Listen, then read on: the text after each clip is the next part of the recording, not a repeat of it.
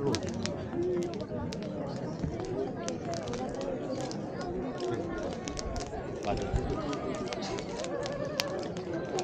Va?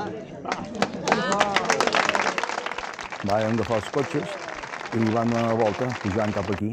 I quan va arribar en aquesta zona que som ara, va dir, ostres, he trobat el puesto ideal per fer-ho.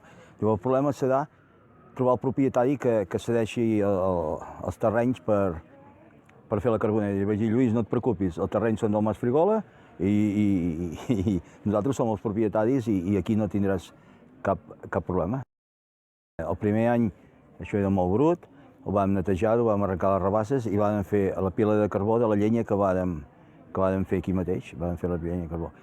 Eren molt pocs, era molt petit, era una cosa molt familiar i que jo deia que duraria, sempre vaig dir que duraria 2 o 3 anys com a màxim, que això tindria una pujada i després una baixada, però em vaig equivocar, ja veus els resultats. Jo, d'en Lluís Pla, doncs, un home molt inquiet i que, a més, per mi tenia una gran qualitat, que era que sabia explicar molt bé el que feia. O sigui, era molt entenedor a l'hora d'explicar. Sense ell, jo crec que la carbonera no s'hagués fet aquí. Jo, el gran problema de les Gavarres, i suposo una mica agreujat pel canvi climàtic, però ja hi era, abans de tot això, és el gran polvorí de foc que jo veig a les Gavarres.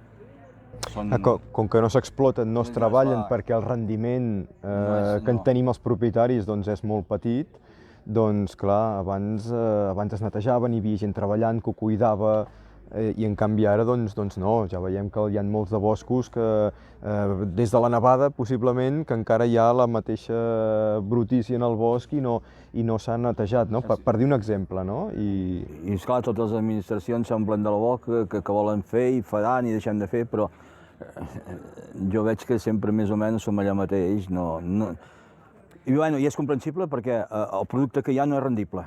Si el producte que donen les Gavarres fos rendible econòmicament, tot això seria maco, seria un jardí, però esclar,